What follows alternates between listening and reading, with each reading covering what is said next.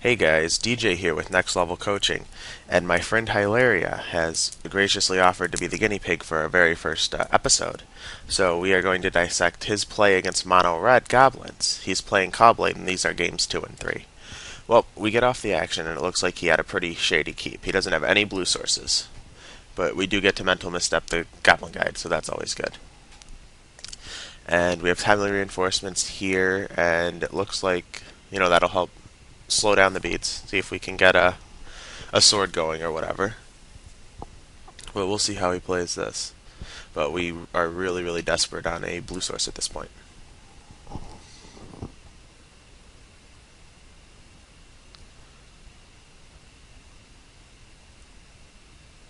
Now this is going to be interesting to see how the blocks come out. I feel that he should be blocking the War Driver with 2 tokens and then just taking 4. And trying to get like a sword online.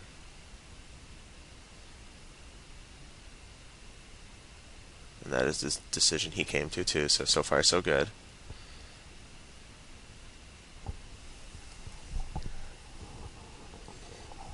That's a really good draw too. If we can get that to stick, should be a game.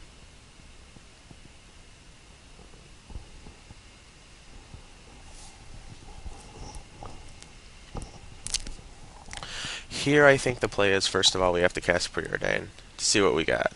And then go from there. We have Day of Judgment Preordain. This is really interesting. I think in this situation we don't want either. And we try and take a random card. But he kept Day of Judgment. I think this is a mistake.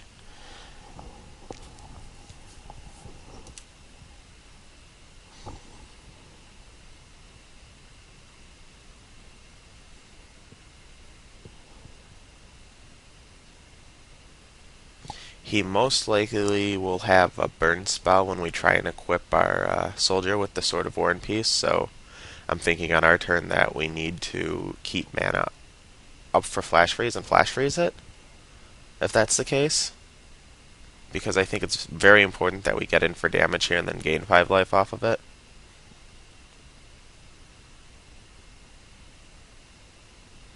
And if he has 2 burn spells, well, we make him waste 2 burn spells to trade with our token and our Flash Freeze, which is good too.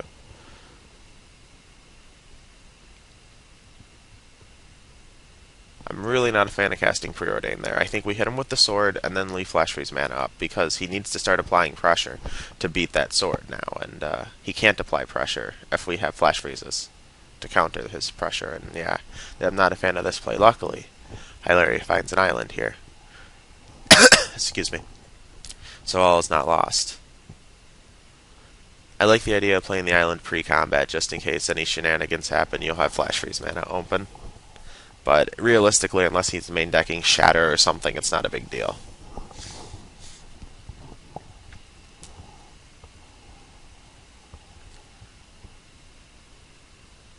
And there's the scoop off the sideboarding. We should be going on to game 3 here now. Now, sideboarding on the draw, this is tough. I really don't like counterspells on the draw. I think Into the Royal is better, and I don't know why a Mirror Angel sideboarded out, but it is, so I feel that's a mistake. This hand here looks very speculative, and I would mulligan it. This hand on the draw seems fine. He's basically going to overextend into a Day of Judgment, and then we have Condemn to keep the field clear afterwards. We even hit a land off Goblin Guide. That's really good.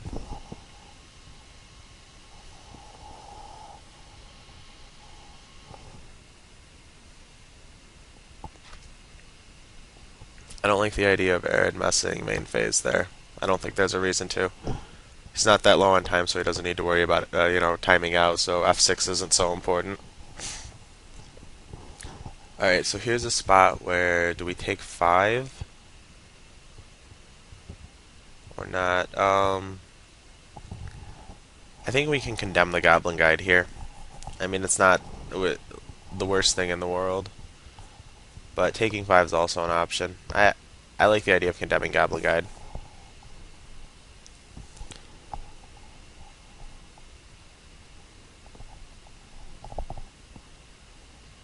So here I am not in favor of the second fetch land. I think we need a second plains. I don't think there's a use in representing counter magic here on the draw in game 3 because he's not going to play around it. And in this situation, 4 coming at us, I would not waste a condemn here. I would just take 4 damage and go to 10. Because then we can timely back up to 16. But I think this is a mistake wasting the condemn here. Because we just have day anyways. We have day into Gideon, and all that's going to matter is protecting Gideon. And condemn does that. But so Hyleria timely reinforcemented. We're back up to 19. And here comes a hero of Oxid Ridge. Well, this is awkward.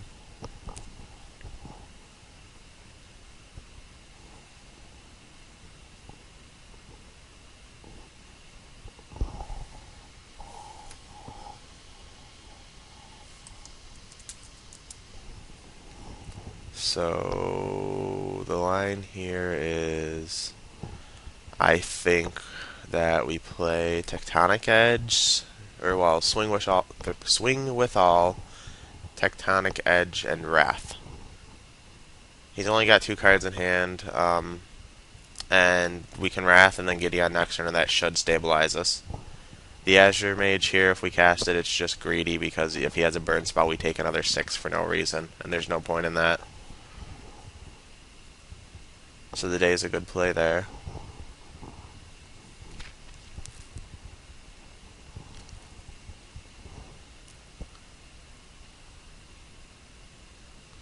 And our opponent shipped it back to us with nothing, so either has 2 burn spells or just complete air. And yeah, us being at 12, I think we're in a very good position here. I'd be surprised if we lose from this.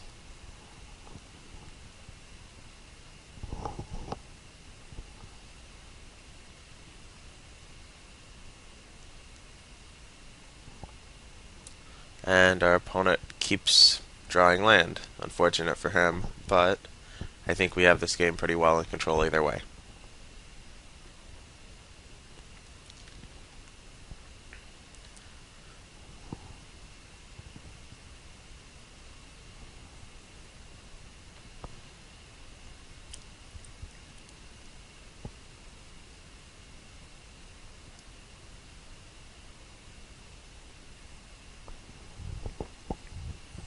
And now we draw a Squadron Hawk, so yeah. Fairly certain the play here is to us being at 7. As long as we keep +2 in Gideon for the entire rest of the game, he can't ever kill us. He can't have some combination of like hero plus burn to kill us. So I think that's the way I like to play here. I empty my hand of Hawks and keep +2 in Gideon and get him with the Hawks. Takes a few more turns, but it leaves him virtually drawing dead.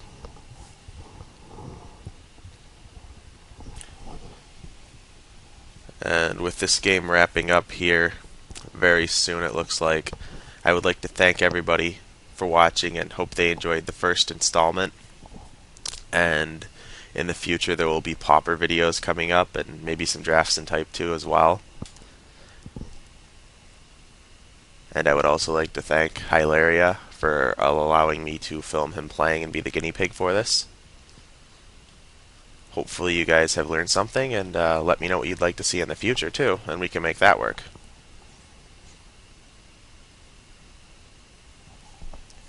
And yeah, this game is just over. I don't condone attacking with Gideon, but regardless, this game is just over. He needs, he needed to draw a burn spell and then have 2 more on top of his deck over the next 2 turns, and yeah, it just isn't happening. So with that, I would like to thank everybody for watching. I am DJ, and this was presented by Next Level Coaching. Check us out on obviously YouTube and Justin TV, and yeah, thanks a lot. Hope you enjoyed it.